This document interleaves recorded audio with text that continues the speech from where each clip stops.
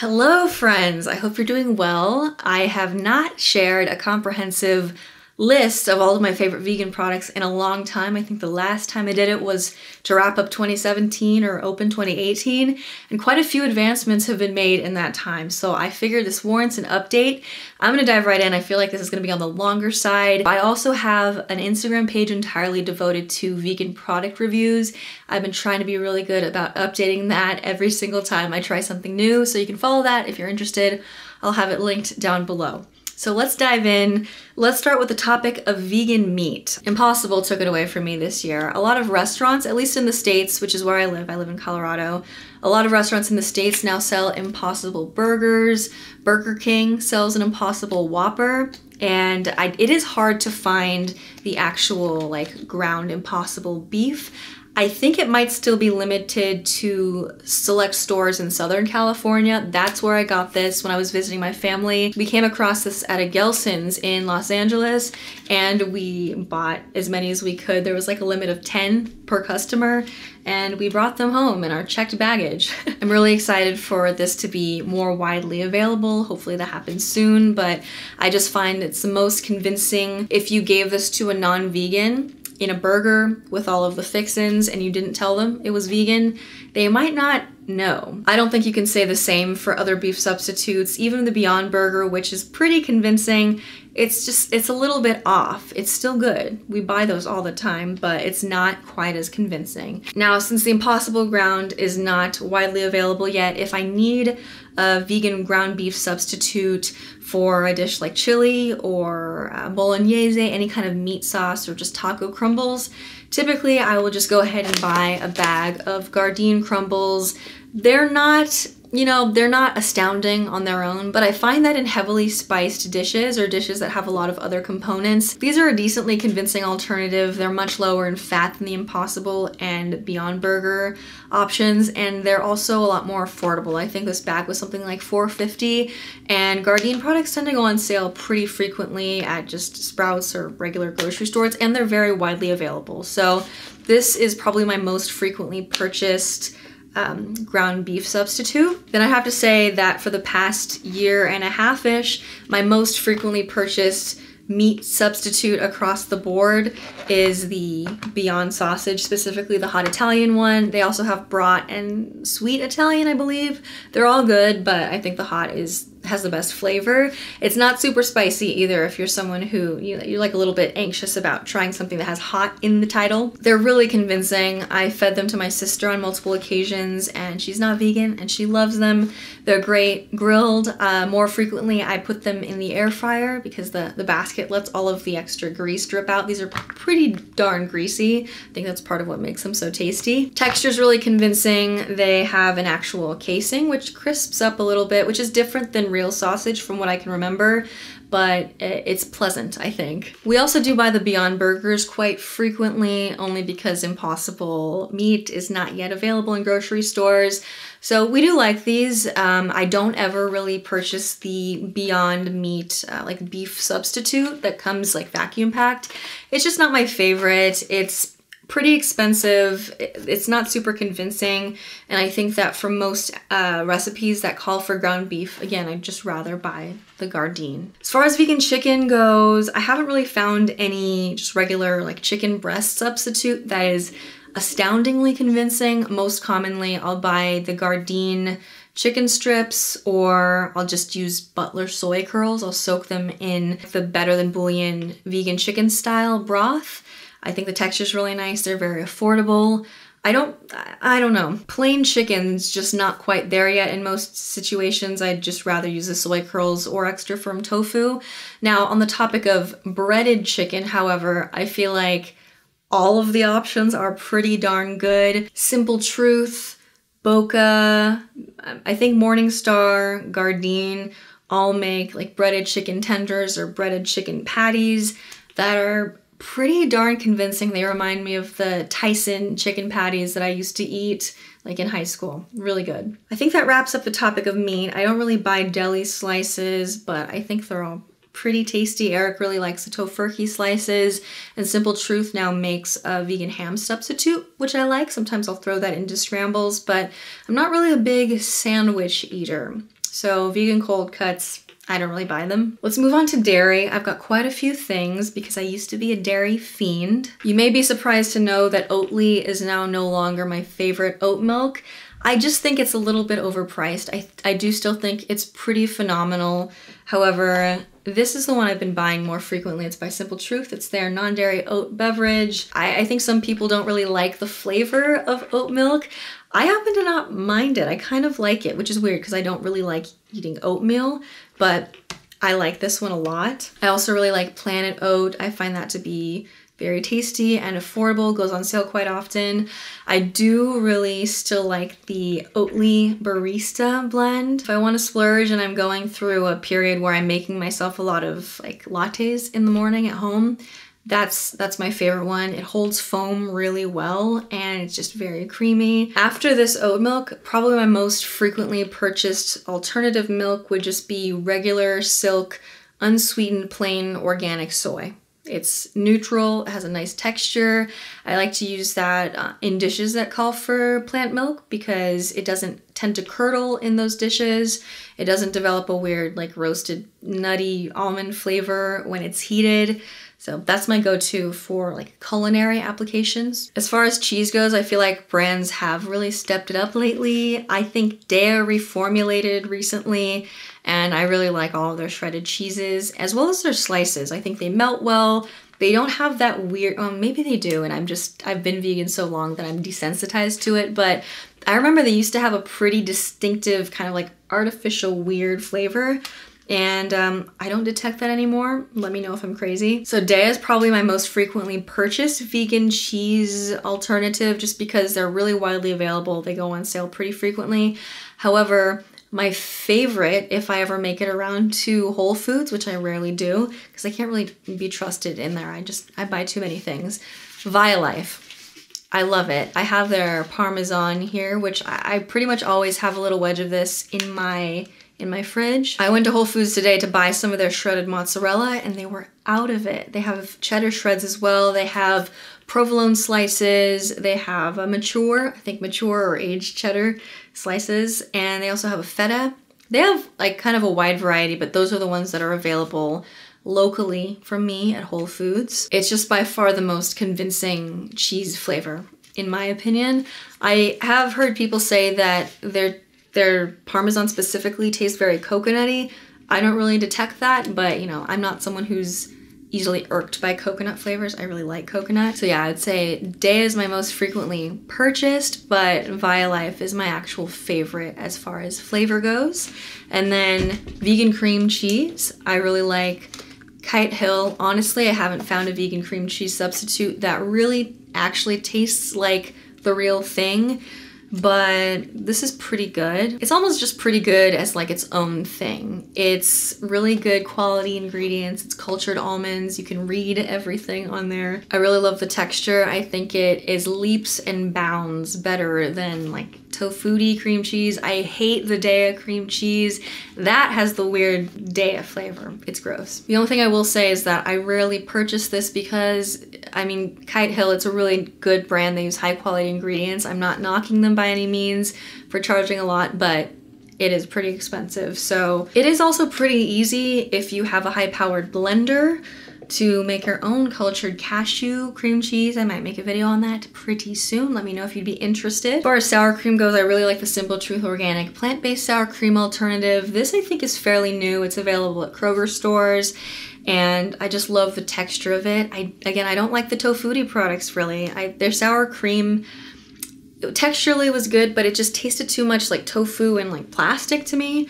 This I think is a little bit more convincing. If anything, it could be a little more tart. Like you could squeeze a little bit of extra lemon or add a splash of vinegar to it maybe. Vegan butter has come a long way in the past 2 years and I'm very stoked about that because in the past, pretty much you had to choose between Earth Balance, which I never really liked. It always tastes like a little artificial, like, I don't know, like almost like petroleum jelly to me. Like it's like shortening. And then the other alternative was the Miyoko's cultured vegan butter, which I think tastes really good, but again, pretty pricey. And I didn't find the texture to be super good for baking all the time. Like I found, because it had cashew solids in it, if you left it on the counter to soften up for baking, and it was even slightly too hot in your house, like in the summer especially, the oil would separate completely from the cashew solids. So not my favorite.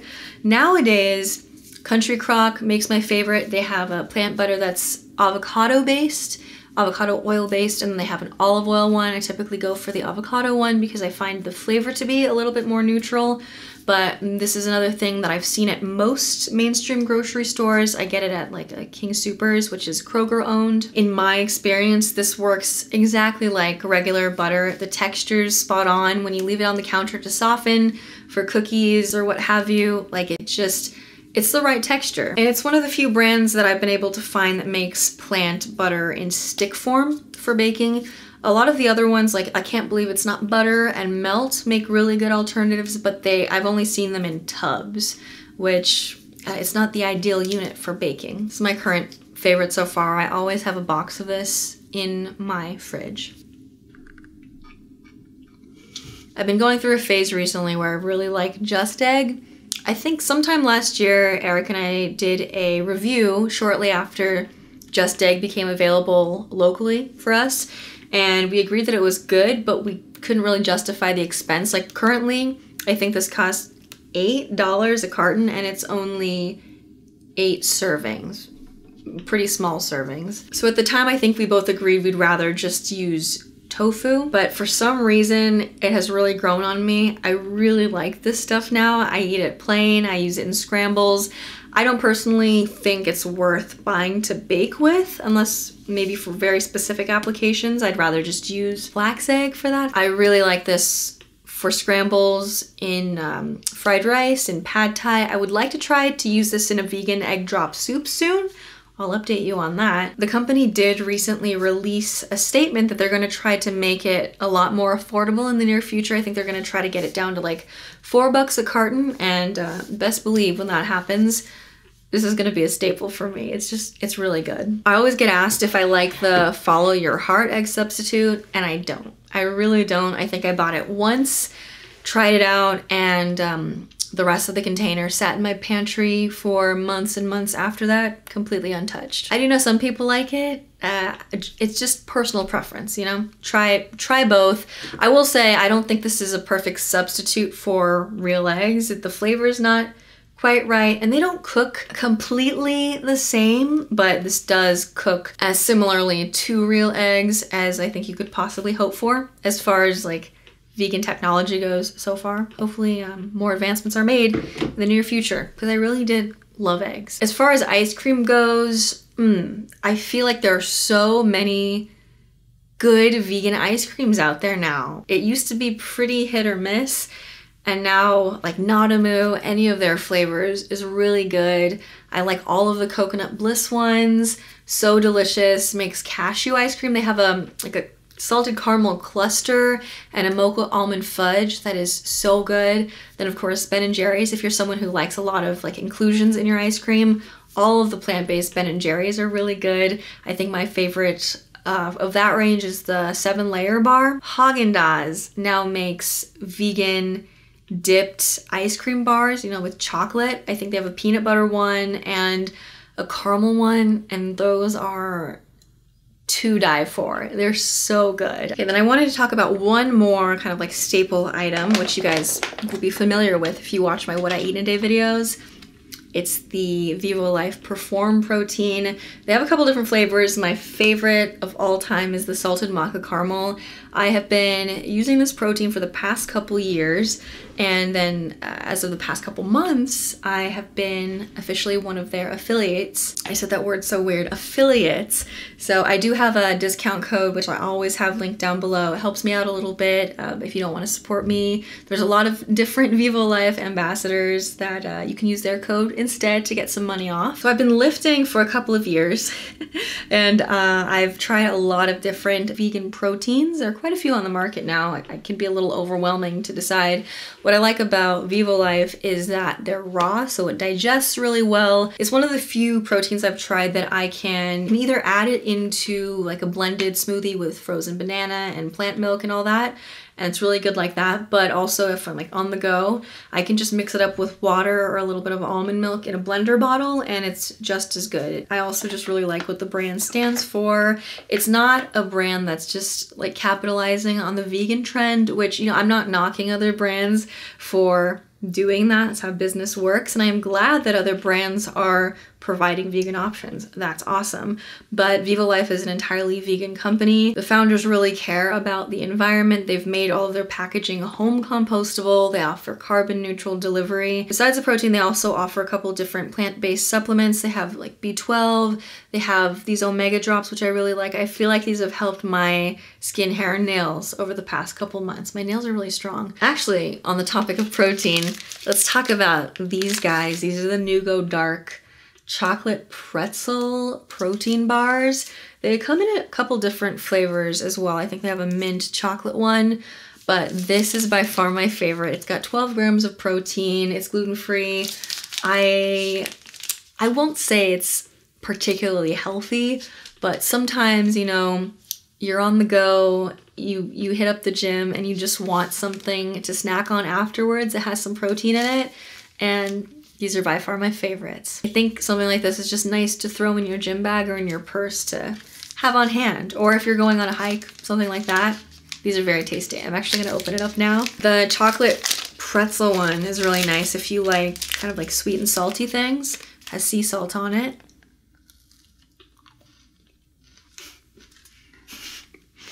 It basically tastes like candy. Probably because it is. I don't know, there's really no other vegan protein bar that I look forward to eating quite as much as this. I like the Go Macro ones, but totally different ballgame. You know, those are like made of whole foods. They're super healthy.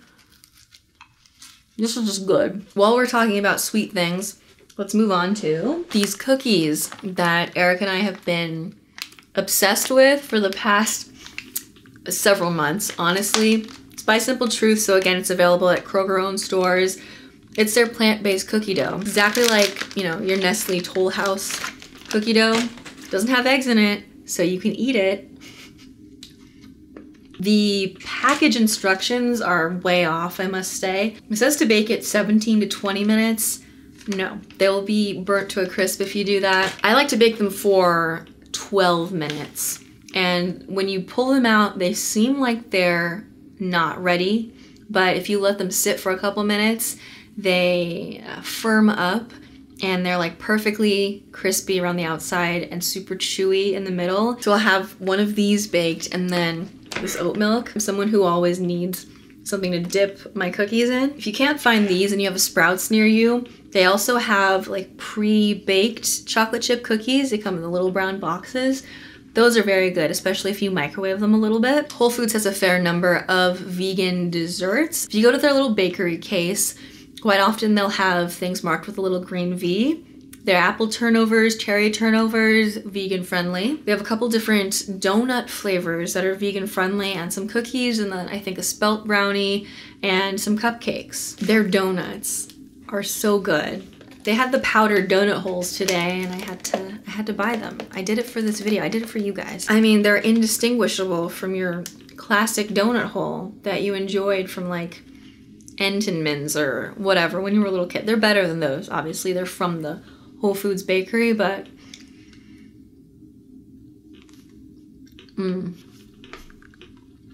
what else can you ask for? Truly. I like the powdered ones. They have chocolate maple. Sometimes they have crumb donuts, which is probably my favorite flavor.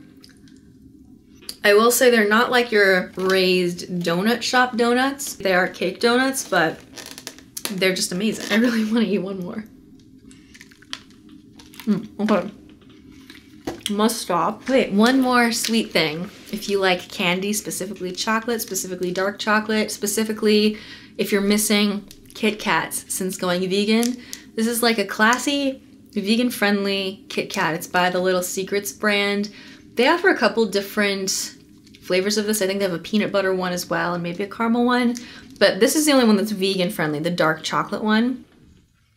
There you go. Got our layers there. Delightfully crunchy. So good. A little salty too, that's nice. Another snack, this time in the savory realm. They have a lot of different flavors. It's the Louisville vegan jerky. This one happens to be maple bacon. I don't think it's trying to be anything it's not. It's not trying to be a spot-on beef jerky substitute. It's very plainly just a marinated, dehydrated soy curl, but the texture is very chewy and satisfying. The flavors are all really good. I actually, for Christmas of 2018, I gifted Eric a year-long subscription. So they send you like, I think 3 of their classic flavors, and then every month they also have like a special limited release flavor. The year of that subscription just wrapped up in December.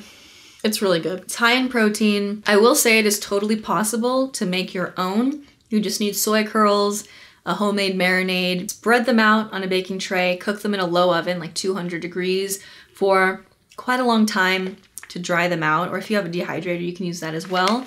And they end up coming out virtually the same for a lot less money. But, you know, realistically, who's spending their weekends making vegan beef jerky? Maybe me. Let's talk about my most frequently purchased vegan, like instant easy meal. Annie's Vegan Mac, cheddar flavor. I think they have 3 different vegan varieties. Annie's. They have one that's like healthy. It's made of like butternut squash and pumpkin. They have this one, which is like a proper vegan cheddar. And then they have the vegan cheddar with gluten-free pasta, which is typically what I buy. It's just really good. It's easy when you're feeling lazy and you just want a simple dinner. I sometimes will just serve this alongside some pan-fried tofu with a really simple seasoning on it and some steamed broccoli, and it's just satisfying and easy. But anyway, if you haven't tried this yet, it's definitely worth a go. And then on the topic of instant or easy meals, Eric and I get a lot of use out of these, especially as of the past couple months. This is Gardein's Mandarin Orange Crispy Chicken. So it comes with crispy chicken and then a little sauce pouch. And we usually, I mean, you can make them in the oven or stovetop if you want. We love to crisp them up in the air fryer and then separately thicken up the sauce a little bit on the stove. And again, it's just an easy dinner for when you don't want to cook and clean a lot. We serve it with rice and some steamed broccoli. Oh, entirely forgot when I was talking back about the staples. This is my favorite vegan mayonnaise. If you've been watching my channel for a while, you'll know I'm just a mayo fiend. I put copious amounts of it on my burgers. I love dipping tater tots and fries directly into mayo too. My favorite used to be the Just Mayo by Hampton Creek, but I don't really know what happened with that brand. I can't find that anywhere. Did they discontinue it? So this is the Sir Kensington's Fabinaise. I think it's chickpea or aquafaba based, which is cool. Nice whipped texture. The flavor is fantastic. I was skeptical. I didn't think that there could be much difference between mayo brands, but there really is. So for example, Best or Hellmann's makes a vegan mayo that, I really don't like it. I don't care for Trader Joe's vegan mayo substitute. There's one at Sprouts that's by the brand Spectrum. I straight up threw that stuff away. It was so gross. So I'd have to say this one is my favorite flavor and texture-wise. However, it is a little bit on the pricier side. So more frequently I do just buy, what's it called? Veganaise? Looking at my notes to see if there's anything that I missed. Oh, yogurt. My favorite vegan yogurt is the one by Culina. It used to come in like this tiny little clay pot, like it looked like a little garden planter. And now I think they come in glass containers. It's coconut based. They have a plain, they have like a bourbon vanilla and maybe some other flavors. And it is the thickest, creamiest. I loved Greek yogurt so much, just with brown sugar or a drizzle of honey. I get the non-fat, unsweetened plain Greek yogurt. The Culina is the closest thing I've found to that. Everything else is just like, could do without it. Culina though, it is very pricey. It's something that I would not be able to make a staple. I really would like to figure out how they're doing it, like how they're getting their coconut so thick and creamy. Because if I can find a way to back engineer that and make my own coconut yogurt, I would do it every week. I would make a batch. And I do feel like my criticism of a lot of these things was related to price. It's obviously not the most cost-effective to buy a bunch of vegan substitutes.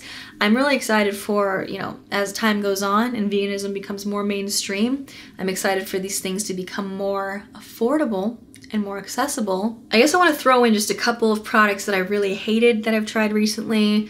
Okay, Light Life, their sausages, so vile, just truly vile. It takes a lot for me to actually throw a product away. I don't like to waste food, I don't like to waste money. Eric and I tried the Light Life bratwurst, threw it out. Good Karma, you know, that flax milk brand, they released some dips recently. Ooh, the French onion, so bad. I tossed it. I want to believe that I got a bad carton or something, but both the ranch and the French onion dip tasted very similar. It's a flavor I can't even put into words. Why? I'm trying to think of any other things that really, really perturbed me. I'm looking at my my product review Instagram. Nothing's jumping out at me, but I'm sure as soon as I turn off the camera, I'll remember. But those are all my current favorite vegan products, substitutes, snacks, staples. I'm losing my voice, so I'm gonna stop now. Thank you so much for sitting through this. Please leave your opinions, recommendations down below, and I'll see you very soon. Bye.